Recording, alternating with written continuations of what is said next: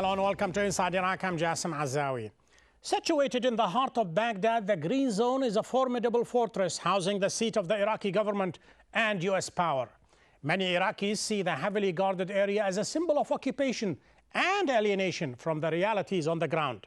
Critics of Prime Minister al-Maliki have repeatedly asked him to abandon the zone in order to promote confidence among ordinary Iraqis. But has security in Baghdad improved so dramatically that the government would emerge from the relative safety of the Green Zone? Or do the streets of Baghdad remain a red zone of danger, lawlessness, and violence? This is Baghdad's international zone, also known as the Green Zone, the world's most protected area in one of the world's most dangerous cities. Located in central Baghdad, this 10-square-kilometre area, once home to former President Saddam Hussein, is today the base for US and multinational forces in Iraq. It also serves as the seat of the Iraqi parliament. But now, with a new security agreement in place, which requires US combat troops to be pulled out from all major Iraqi cities by mid-2009, critics are now calling for the Green Zone to be dismantled and handed over to Iraqi security forces. The Green Zone is a fortress complex protected by high, blast-proof concrete slabs, barbed wire coils, surveillance towers, sniper posts and checkpoints supported by tanks. Military helicopters patrol the airspace as VIPs fly into the Green Zone under heavy escort to avoid travelling through Baghdad's streets. Yet, despite high security, the Green Zone has been the target of attacks. In April last year, a bomb went off in the cafeteria of the parliament, killing a member of parliament and injuring 22 others. Early this year, 2 US soldiers were killed and 17 wounded when a mortar fired from outside hit them inside the Green Zone. For local Baghdadis on the outside, the Green Zone is another planet on their doorstep. Strictly off limits, it's a place the majority are unlikely to visit. Many Iraqis say the Green Zone is a symbol of a country under American occupation. The dismantling of the Green Zone in Baghdad may send a clear signal to Iraqis that their country is no longer under American occupation. But it will also be an important test for Prime Minister Nouri al-Maliki and his government's confidence in its own security forces. To discuss the issue of the Green Zone, whether it's time to abandon it, I'm joined from Washington by Joshua Muravchik, Professor of International Politics at the Institute of World Politics in Washington, and by Robert Dreyfuss, a contributing editor of the nation's newspaper. But first, we spoke to Susan Ziada, spokesperson of the U.S. Embassy in Baghdad, and here's what she had to say. I think the biggest change and the biggest difference you will see, or at least your viewers should know, is that the difference is where the authority lies and who gives permissions in the Green Zone. We will continue security operations in cooperation with the Iraqis, but the authority, the policies, and the permissions will lie with the government of Iraq. And it is the Iraqi forces that will be on the checkpoints. It is the Iraqi forces that will be having the full authority, full responsibility, full oversight. We will work together with the Iraqis on that basis to provide any support and assistance as required to ensure a smooth transition and to ensure a safe transition for the Green Zone. Robert Dreyfuss, let's get into it, this Green Zone. First, is it a symbol of occupation or liberation? When you look at it from your vantage point of view in Washington, what do you see? Well, I guess one man's occupation is another man's liberation, but there are very few places in the world where a gigantic part of the city could be walled off and filled up with foreign troops and officials and be seen as a symbol of liberation. I think to the vast majority of Iraqis, both Sunni and Shia, maybe less somewhat the Kurds, but to the average Iraqi, I think it's seen as a fairly detested symbol of the American occupation of Iraq. That may be not true for the some, at least, of the politicians who have been put in place or installed in power, I would say, by the United States since 2003.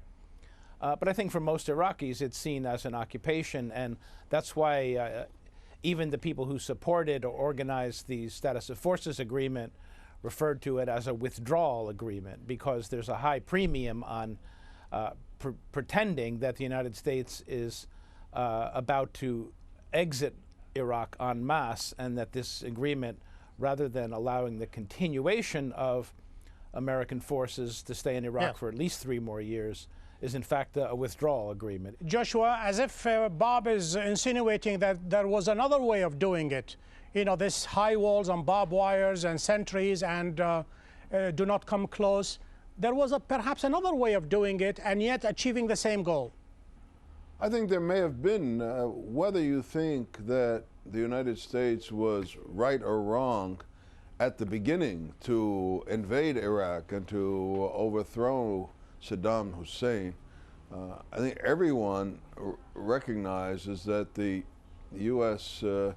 Made huge mistakes in the way it conducted the aftermath of the overthrow of Saddam, and the way it conducted the occupation of Iraq, and that there was a lot of hubris on the part of Secretary Rumsfeld and top military advisors who did not send nearly enough troops to Iraq to provide security for the Iraqis in the aftermath of overthrowing their government, and it was this absence of security that led to the creation of the Green Zone, which of course was odious because the city of Baghdad was extremely insecure, and the only ones who got security were the Americans themselves and other and officials of the Joshua, it was Iraqi odious in other ways.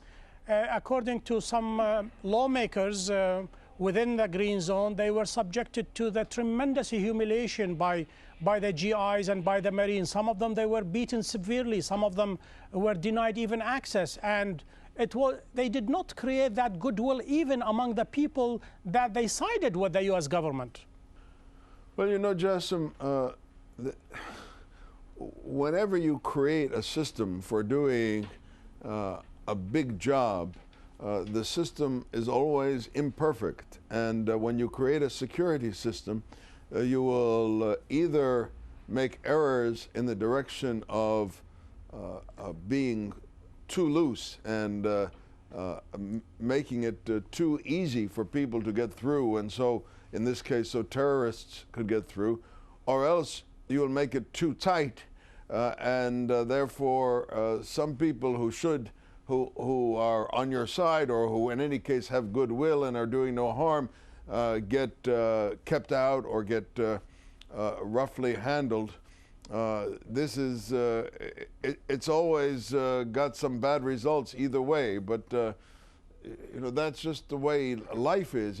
If you have a rule of law, you can have very strict laws or looser laws, and if you have very strict laws, in the end, some innocent people may be sent Bob, to jail, and if you have very loose laws, that explanation? Some guilty people may go free. Especially that the British experience in Basra is completely different than the American experience in Baghdad.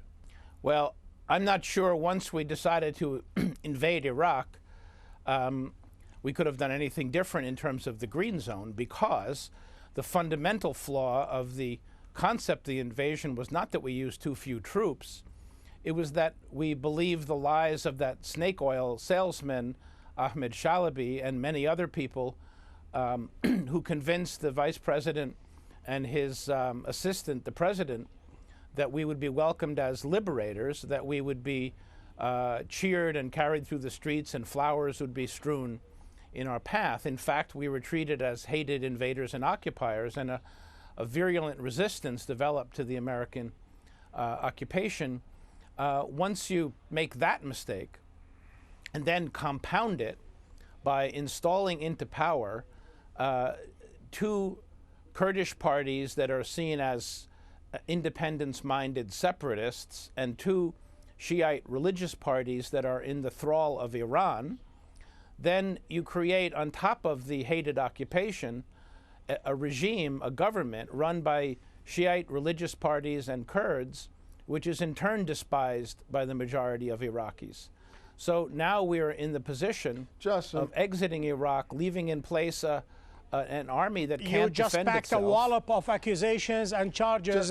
Joshua, before you answer it, he just touched on the snake oil salesman Ahmed al-Chalabi, who I understand perhaps is either a friend of yours or you defended him in the past. Go ahead. Well, I'll come back to Chalabi. I think Chalabi is a snake oil salesman,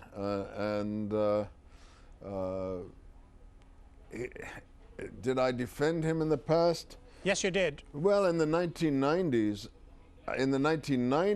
I supported the efforts by the INC, the Iraqi National Conference, to overthrow or to start a guerrilla war against the Saddam regime. And I still think that was a good idea and might have saved us the situation we're in now if we had done that. But otherwise, although most guerrilla wars aren't led by silk suit wearing, Rolex wearing.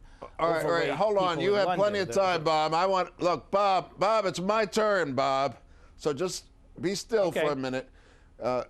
Bob engaged in twice in his interventions thus far in a just horrendous slander and blatant lie right out of Fantasyland that the government of Iraq that's there now was installed by the Americans. The government of Iraq was chosen in elections by the Iraqis, which everyone in the world saw were internationally supervised. The UN was involved. There were fair and free elections, the best that could be done under the threat of violence from the terrorists. And the best that was done was very good indeed, because most of the Iraqis ignored the terrorists. They voted for the parties that represented them, and those parties have created the government. You can say what you want about the war in Iraq having been a mistake, and I might even agree with you about that. But you don't add anything to the argument by simply we shall add to that argument, Joshua Moravchik, but we'll take a break. Government. Stay with me. We listen to Joshua Moravchik. After the break, we are going to listen to Bob Dreyfus. Stay with us. We think that by the end of 2008, all zones in Baghdad should be integrated into the city. The American soldiers should be based in agreed camps outside the cities and population areas. Ali Dabbar, Iraqi government spokesman.